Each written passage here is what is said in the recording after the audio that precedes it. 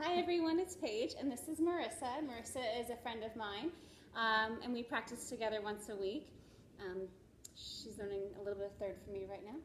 So, and she's got a topic that she wants to discuss, so I will let her take over. So Paige told me, hey Marissa, for Tuesday, come up with a topic, a question, something, and there's this one thing that Paige told me. When I just started practicing Ashtanga, I wound up actually here in her house when I was like memorizing standing.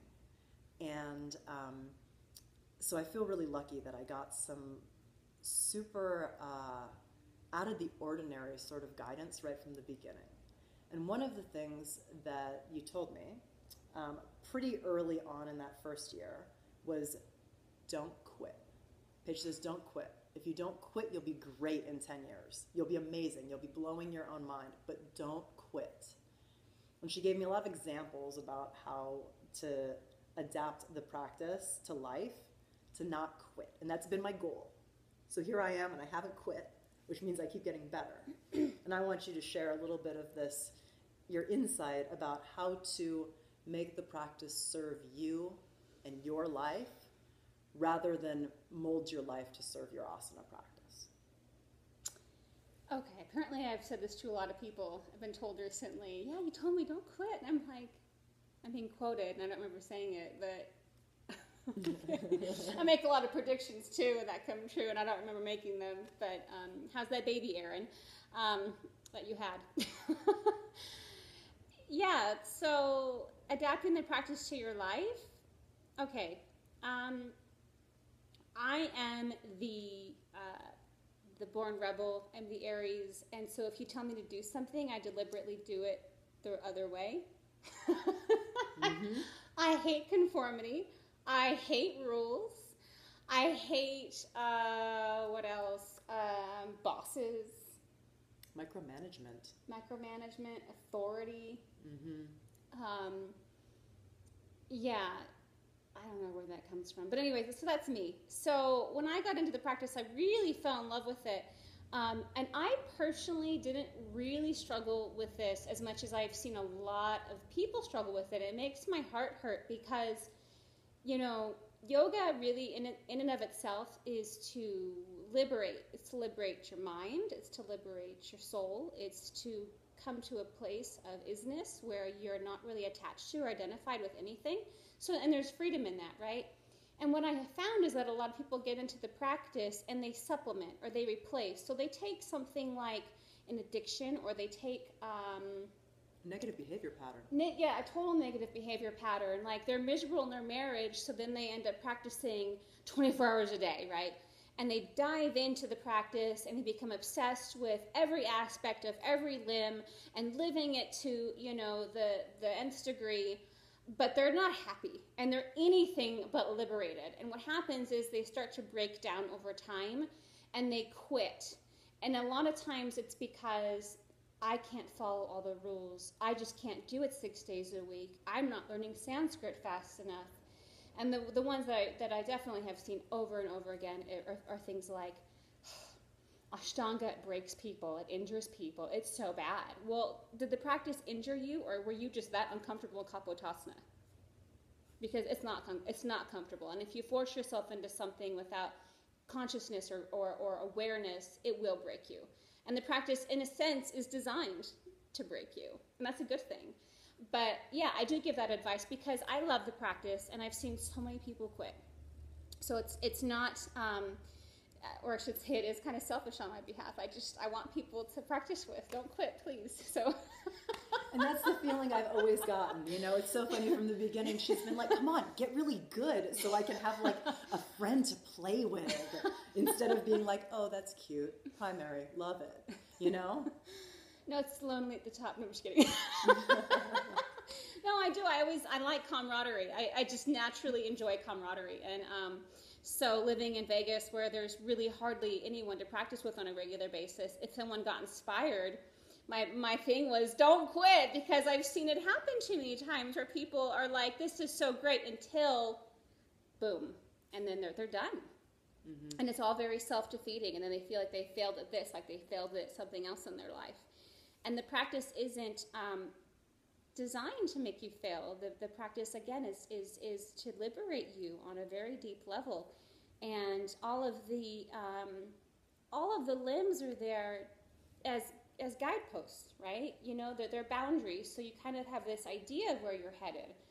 But when people follow it to the letter, and they're like, oh my God, I drank alcohol, I'm so evil, I fucked up, you know what I mean? And then it's self-deprecating. Stop. It's not meant to be that way. Shame's not liberating at No, all. shame is one of the worst things you can do to yourself, actually. It's incredibly disintegrating. It'll cause more darkness, and you'll end up disowning yourself as opposed to integrating what you actually need to make light and whole.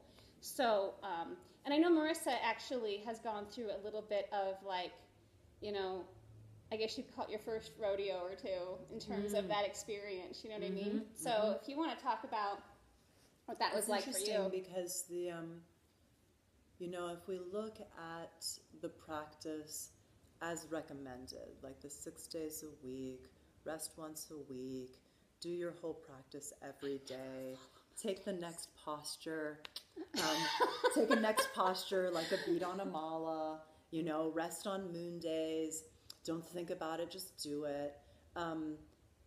There's a lot to be learned, I think, from that rigidity. And I think especially if you're trying to restructure your schedule and restructure your life, having tight parameters can actually give us a lot of room in which to flourish. You know, it's like sometimes beginners are like, oh, sun salutations every day, the same sequence every day, doesn't that get boring? And my answer is no, it never gets boring. But the same way that writing haikus never gets boring. The parameters are very tight, but if you learn how to function well within them, there's like a really huge freedom that we're given from such tight parameters. However, life changes. And sometimes there's like major schedule changes. You get a promotion, you have a child, you know, there's a million different ways that we get derailed from being able to show up 6 days a week for 90 minutes to 2 hours and kill ourselves. And then that's not sustainable with life. So learning how to adapt away from that rigidity has helped me not quit. Yeah, no, I think it's important. I mean, there was a time for me, there's a couple seasons that I've been through where the practice took a little bit more of a back seat. You know, one of them was when I was going through a health issue and I didn't want to be in my body. Like, I was physiologically uncomfortable all the time. And the practice just puts a big magnifying glass on anything that is uncomfortable in your body. You just feel it 10 times more. So I completely pulled back. I wasn't doing any intermediate practice, and even though I had already, you know, surpassed that, I went back to primary, and I did half of primary. I wouldn't even do the whole thing, and I did 3 days a week for like a year and a half. That was it. That was all I did during that period, just because it was all I could do to not quit during that time. It was, okay, I'm just going to do Monday, Wednesday, Fridays, my primary series. And you know what? I'll be really honest with you. I would like put on... Here it comes, she's going to drop the bomb. I was so not interested in feeling my body that I actually had on DVDs of Sex and the City in the background. Like, I was so not interested in being in my body. And you didn't quit. But I was so not interested in quitting either. So that was how I handled that time. I did a lot of running during that period. Running doesn't make you feel quite as much. You're not diving in as deep. But that was a good example for me of, you know, I'm not going to let this go. I'm just not going to. This is you know, a part of, you know, me intrinsically, and I need to maintain that. And I'm glad I did. You know, but also, for example, like the whole moon day thing, and again, I know these are like hardcore rules here. Not practicing as a woman when you're on your menstrual cycle and avoiding moon days. First of all, as I've gotten older, I've noticed my body has its own moon days, okay? And I get wiped out. And whether it coincides with a new moon or a full moon is kind of irrelevant to me, because when I'm wiped out, there is no practicing. And I might have beautiful energy on a moon day, and I'm gonna flip that. I'm gonna honor my energy, and go with my body's needs as opposed to the rules. I understand astrology. I've studied it for 6 years, inside and out. I love it, and I understand the way that the principles work with the cycles, and how the energies actually do shift with the moon. But again, if I'm feeling really good that day, and I'll even joke, a moon day is a great day to do primary. Well, and there's also something really great to come from resting on the moon days and getting in touch with the cycles of the moon, which most of us have no clue about, by tracking them and knowing where they always are. I mean, the more we can get in harmony with the cycles of nature, the better. When life lets you. Yeah. When we have these periods of leisure where it's like, oh wow, I don't really have a lot of work, I have all this free time, I can really do this in a super systematic way. How nice. And then there's other times when it's like, it's a moon day and I happen to be free. I mean, I have nothing to do today and I've got a lot of energy. I think I'm going to go behind that door and practice. Don't tell anyone. You tell everybody. I do. I'm pretty open about I'm honest, what can I say? But also the other two other rules.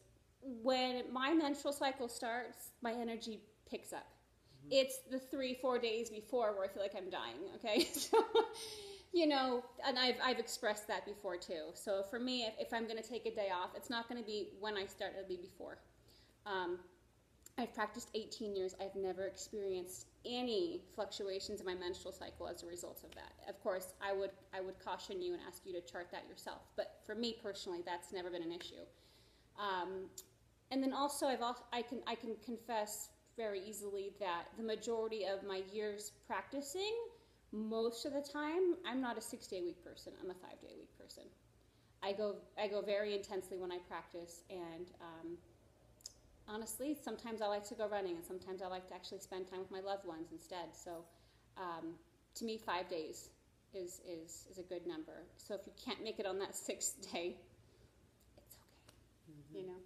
So those are some confessions of my own in terms of making the practice cater to what I need and finding that balance as opposed to feeling like you have to conform constantly to a system.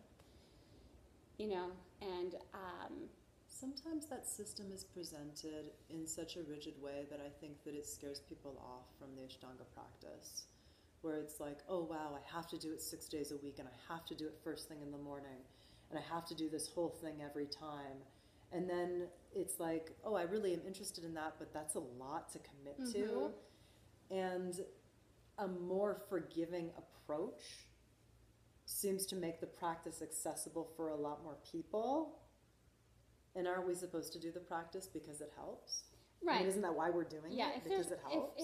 If you're not, accessing joy, then what's the point, in my opinion? I mean, really. And especially when it starts taking away from interpersonal relationships, It should never take away from your family life or, So, obviously they need to respect the fact that you need your time, but at the same time, if you haven't seen your spouse in 2 weeks, well... moon day or not a moon day, maybe you're resting. Yeah,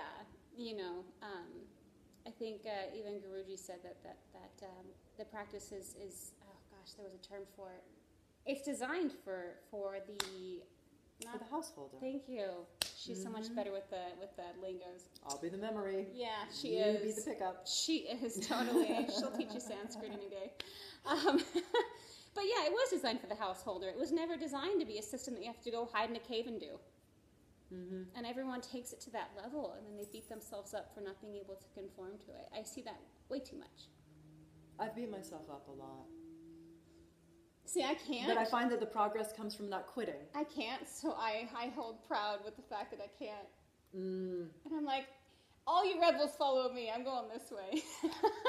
and I have a little bit of a traditionalist in me, but at the same time, it's like, oh, the rebel yell maybe is necessary. I walked away from the church for a reason. I'm good.